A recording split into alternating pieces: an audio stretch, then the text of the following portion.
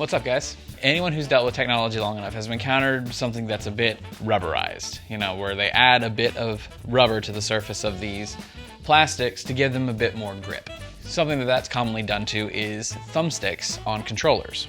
Even today, it's still very common for controllers to have a bit of rubber on the thumbsticks to give you just a bit of extra grip. And that's been the case for a long time. All of the PlayStations have done it, Nintendo's done it since the GameCube, Microsoft's done it with the entire of the Xbox line. But anyone who's dealt with it long enough knows that that rubber does start to deteriorate after a little while. Rubber starts to turn to goop and actually will stick to your hands.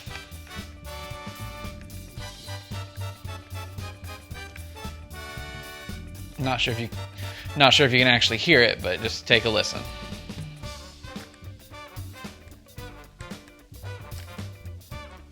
This PS2 controller is definitely a minor case of it, but I have a different controller that's currently in storage that the rubber on the thumbstick has basically just started to melt.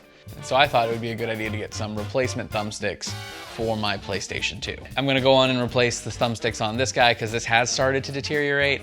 And then whenever I get my stuff out of storage, I'm going to replace the thumbsticks on all of my controllers that have started to get goopy. But I thought, hey, this could be a good video. So let's bring you all over to the table. We'll disassemble this PS2 controller and we'll get deep in this guy to show you exactly how to replace those thumbsticks.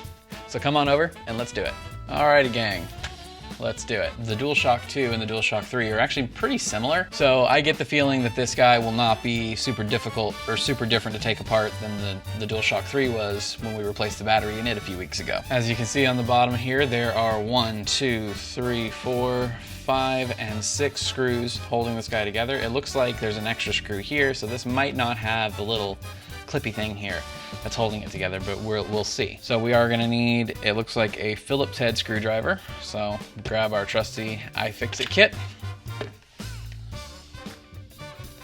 and we'll find which bit we actually need. So looks like you're gonna want the size 1 Phillips bit. And let's get cracking. Like I said, there are 6 screws, so we just gotta get those guys out.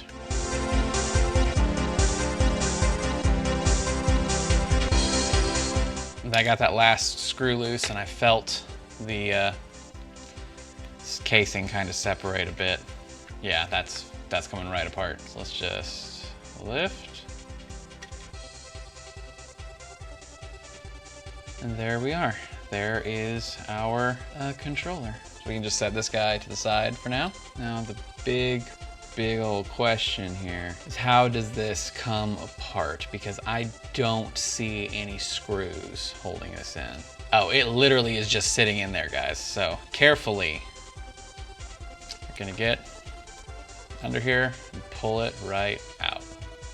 There's no screws holding it in. The only screw holding it down were the screws that held the board together. That's a very interesting design. Like the circuit board itself is this film of plastic, or the connections between all the buttons is like this weird film of plastic. That's very interesting. But that's not what we're here to worry about. We're here for these guys. And now that we're to this point, this is actually very easy because they do just slot on there. And so you can just pull each one of them off and you can replace them with your new ones. Now, for everything I've looked at on the internet, you can use PS3 thumbsticks for your PS2 controller. In fact, that is actually what I have here. They were marketed as thumbsticks for the PS2, PS3. So hopefully that doesn't cause any issue. As you can see, looking at the actual analog sticks, if it'll focus, as you can see here, it's actually flat on 2 sides. It's round on the top and bottom and flat on the left and right. And that lines up with how these thumbsticks are made. That has 2 flat sides and 2 round sides. So it will only go on to here one way. Just get it started, press it down, and press it until the R3 button clicks. And same with your other side, press it down until that R3 or L3 button clicks. I do want to show you something else to look out for though. You can tell that this controller has been very well used because of actually the stem of the controller. Now it's not as prominent on this one. This was the right stick, But on this left stick here, look how much of that had been worn away. It's wild how much of a divot there is there. And if you're seeing this, even if your stick isn't goopy, it might be time to replace them. Like I said, you can't see it as well on this one, but there is still a bit of a divot there. And this is what a new one looks like. No divot at all. And now very carefully, let's put this guy back together. Also, if you're ever needing to replace your controller membranes because something's going weird with them, this is where you would do it. Because they're all right here, or on the back here are your L2 and R2 membranes. Let's get this guy in place.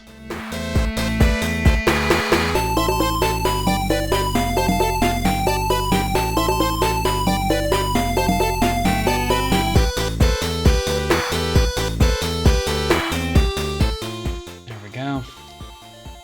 These buttons, if they fall out, they're kind of a little tricky to get back in place. You see they have clips on the sides and on the top and bottom. Well, those clips all line up with the edges of the controller here and this little gray plastic piece here. One of the top and bottom clips is gonna slip under the plastic housing of the shell. The side clips are gonna clip underneath either edge of this plastic, and then this gray plastic here is where that last clip is gonna go. So you'll just kind of wedge it into place, and then it's not coming back out. And then you'll have to do that with both of them if they both fall out, which mine did. There we go. And with that, we should be ready to slip this guy back together. Now, we do have the L2 and R2 buttons to contend with, but I don't think those will be super tricky. Might be a little bit, but we will, we'll see. I'm gonna just hold my cable here towards the front so it's out of the way. Make sure it's in its little spot right here. It's in its little cavity thing. And then we just slide this guy back together. Now, if it's not wanting to exactly stay closed, like if it's trying to press out like this much, there is a bit of foam underneath this back piece here, which is gonna be pressing against part of the board. That's probably why that's doing that. But it does just fall right back into place, and we can replace the screws and should be good to go.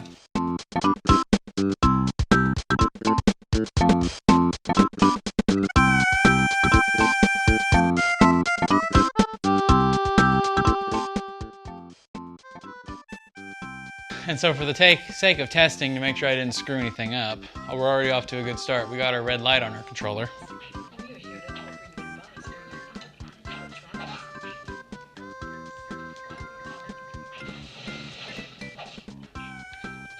So yeah, as you can see, that wasn't a hard fix. We just take out some screws, remove some boards, and then your analog sticks are right there. But yeah, that's gonna be it for me. Thank you guys so much for watching this video, and I look forward to bringing you even more repair videos like this as the days go on.